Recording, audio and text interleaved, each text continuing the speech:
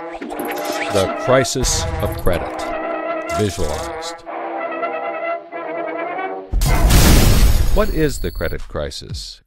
It's a worldwide financial fiasco involving terms you've probably heard like subprime mortgages, collateralized debt obligations, frozen credit markets, and credit default swaps. Who's affected? Everyone. How did it happen? Here's how. The credit crisis brings two groups of people together, homeowners and investors. Homeowners represent their mortgages, and investors represent their money. These mortgages represent houses, and this money represents large institutions like pension funds, insurance companies, sovereign funds, mutual funds, etc. These groups are brought together through the financial system, a bunch of banks and brokers commonly known as Wall Street. While it may not seem like it, these banks on Wall Street are closely connected to these houses on Main Street. To understand how, let's start at the beginning. Years ago, the investors are sitting on their pile of money, looking for a good investment to turn into more money. Traditionally, they go to the U.S. Federal Reserve, where they buy Treasury bills, believed to be the safest investment. But in the wake of the dot-com bust in September 11th, Federal Reserve Chairman Alan Greenspan lowers interest rates to only 1% to keep the economy strong. 1% is a very low return on investment, so the investors say, no thanks. On the flip side, this means banks on Wall Street can borrow from the Fed for only 1%. Add to that general surpluses from Japan, China, and the Middle East, and there's an abundance of cheap credit. This makes borrowing money easy for banks and causes them to go crazy with leverage.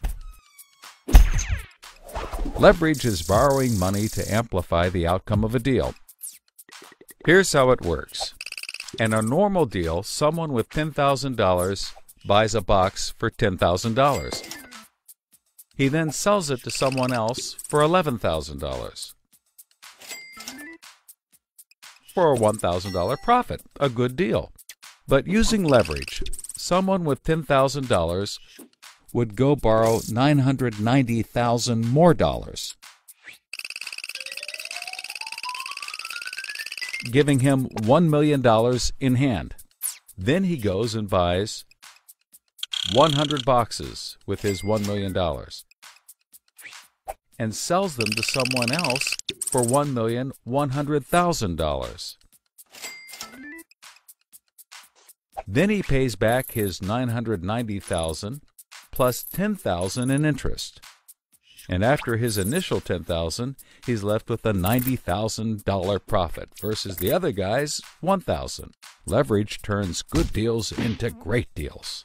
This is a major way banks make their money. So Wall Street takes out a ton of credit, makes great deals, and grows tremendously rich, and then pays it back. The investors see this and want a piece of the action, and this gives Wall Street an idea. They can connect the investors to the homeowners through mortgages. Here's how it works. A family wants a house, so they save for a down payment and contact a mortgage broker.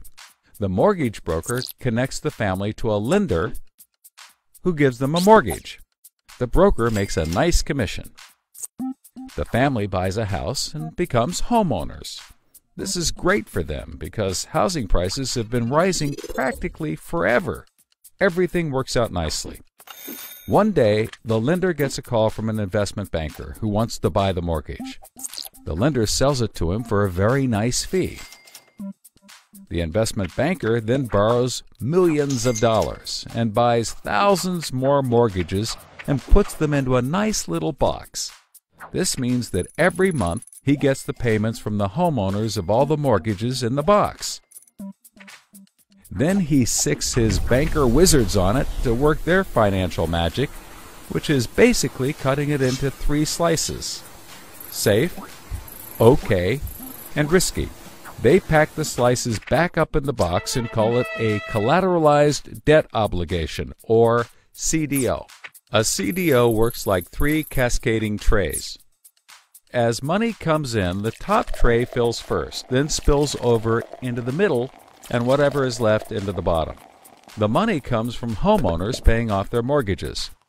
If some owners don't pay and default on their mortgage, less money comes in and the bottom tray may not get filled. This makes the bottom tray riskier and the top tray safer. To compensate for the higher risk, the bottom tray receives a higher rate of return, while the top receives a lower, but still nice return.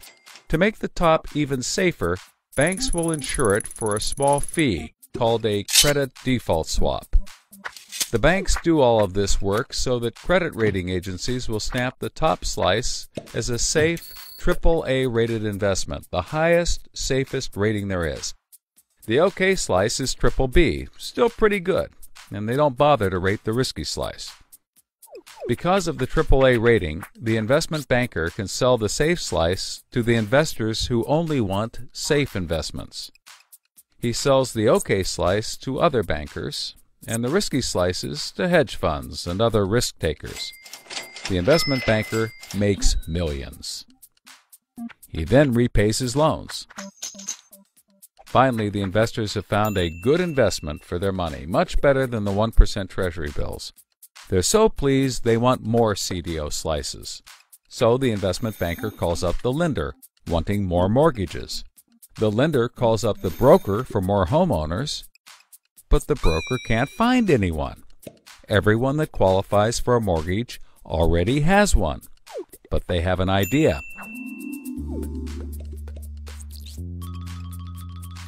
When homeowners default on their mortgage, the lender gets the house, and houses are always increasing in value.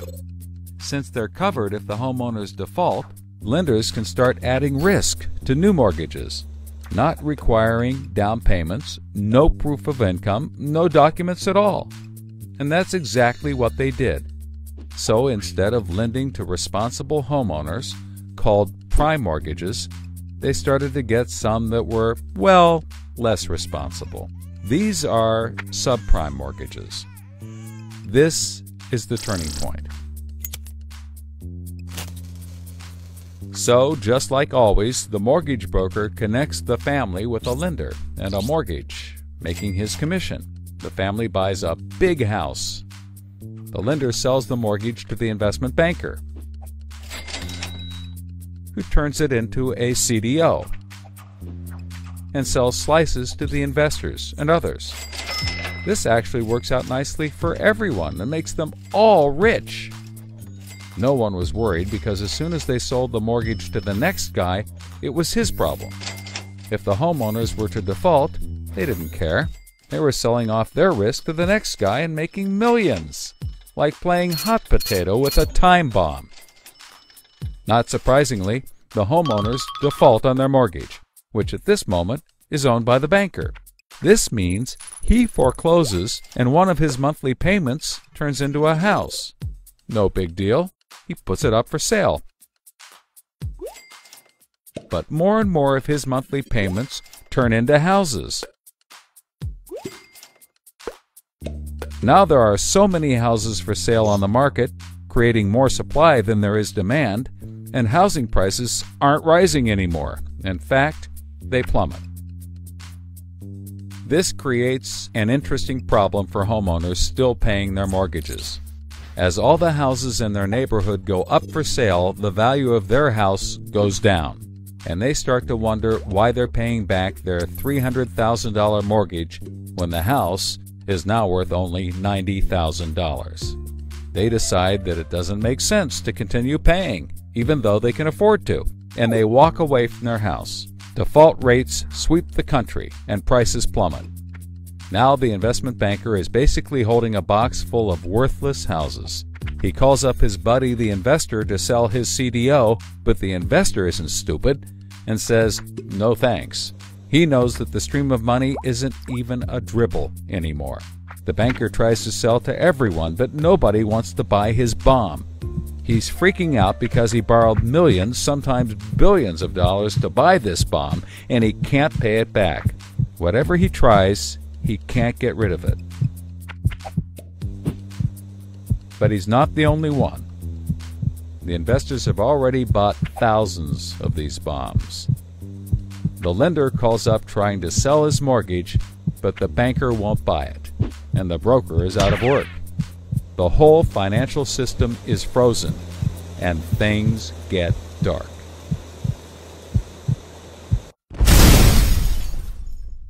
Everybody starts going bankrupt. But that's not all. The investor calls up the homeowner and tells him that his investments are worthless. And you can begin to see how the crisis flows in a cycle.